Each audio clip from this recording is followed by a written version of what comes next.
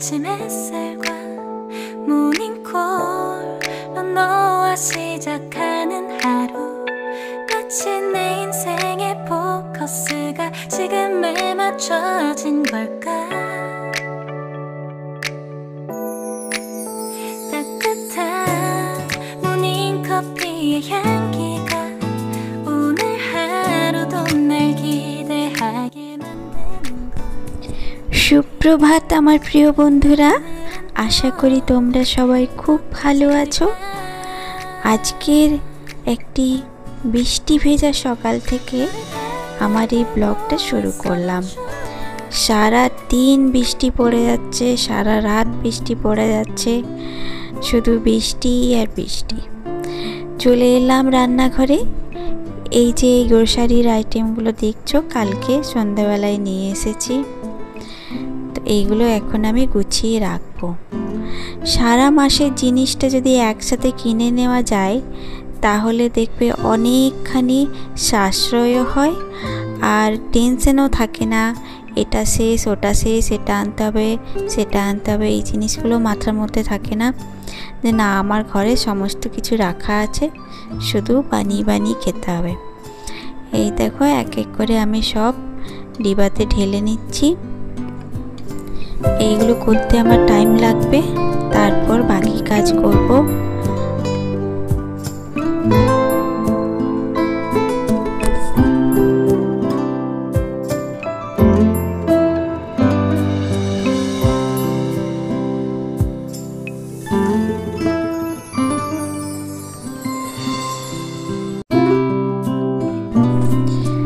মোটামুটি সব কিছু গুছিয়ে রেখে নিলাম।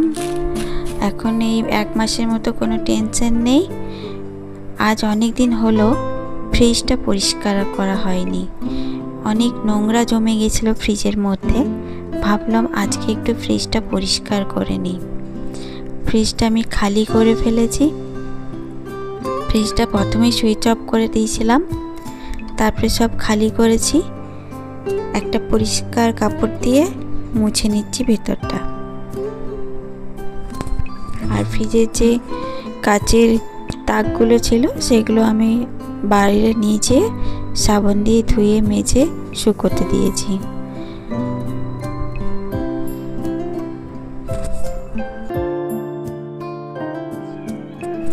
এই যে এইখানটাতে আমি ওই সস ভিনিগার এগুলো রাখি, তো একটু একটু করে পড়ে যায়, তাই দাগ হয়ে যায়। এগুলোকে ভালো করে পরিষ্কার করে মুছে দিলাম, দাগগুলো তুলে ফেললাম। দেখো কত সুন্দর পরিষ্কার হয়ে গেল। 눈 뜨면 눈부신 아침 햇살과 모닝콜로 너와 시작하는 하루 마치 내 인생의 포커스가 지금에 শুধু ফ্রিজের ভেতরটা পরিষ্কার করলে হবে না, বাইরেটাও ভালো করে পরিষ্কার করতে হবে। বাইরে প্রচুর ধুলো বসে, মাঝে মধ্যে বাইরেটা মুছে দিই। আজকে একটু ডিপ ক্লিন করে নিচ্ছি, ভালো করে মুছে টুছে রাখছি। 오늘은 또 어떻게 지낼까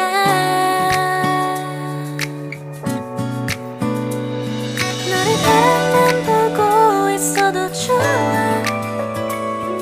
아무 말도 하지 않아도 난 좋아 এই যে ফ্রিজটার থেকে জল বেরিয়ে এসছে, বরফগুলো গলে গেছিলো, তো দিয়ে জলটা এদিকে চলে এসছে গড়িয়ে, সেটাকে মুছে ফেলছি। নালে আমার তো টাইলসের ঘর স্লিপ হয়ে যেতে পারে, সেই জন্য মুছে শুকনো করে রাখছি। ঘরে আমি জল খুব কমই ফেলি আর কাউকে ফেলতেও দিই না। কেউ জল ফেললে সঙ্গে সঙ্গে মুছতে বলি, কেন কি কখন যে কে স্লিপ হয়ে যাবে কিছু বলার নেই।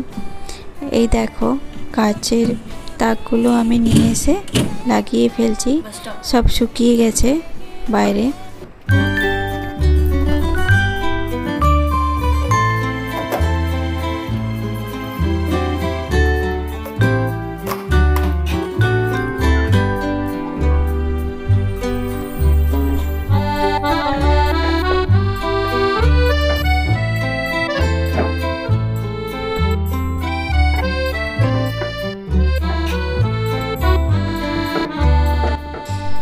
কোনো জিনিসকে ভালোভাবে পরিষ্কার করে ধুয়ে মুছে রাখলে দেখবে একটা মানসিক শান্তি আসে মনের মধ্যে। তো আমারও সেরকমই লাগছিল। এটা সেই সকাল থেকে লেগেছি আমি, এতক্ষণে আমার পুরো কমপ্লিট হলো। সবজি কটা ছিল সেগুলো আবার ফ্রিজে রেখে দিচ্ছি। ফ্রিজ ক্লিনিং করতে একটু বেশি টাইম লাগে। লঙ্কাগুলো ভালো করে ধুয়ে পরিষ্কার করে ফ্রিজে আবার রেখে দেব।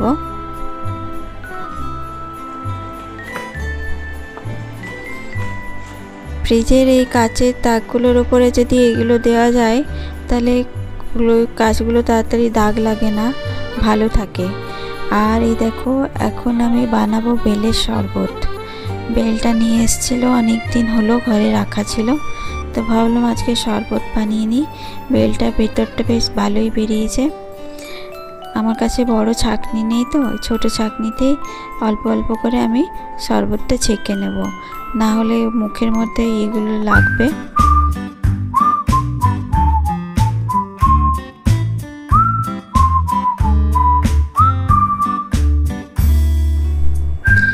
বেলটা বেশি বড় ছিল না, ছোট মতোই ছিল, বেশি শরবত হলো না, এই 4 গ্লাসের মতন হলো। খেতে কিন্তু দারুণ লাগছিল।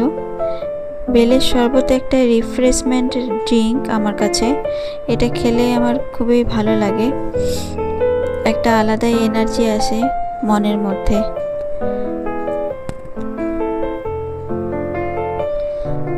ওরা নিজেদের কাজ করছিল, তাই ওদেরকে শরবতটা দিয়ে দিলাম।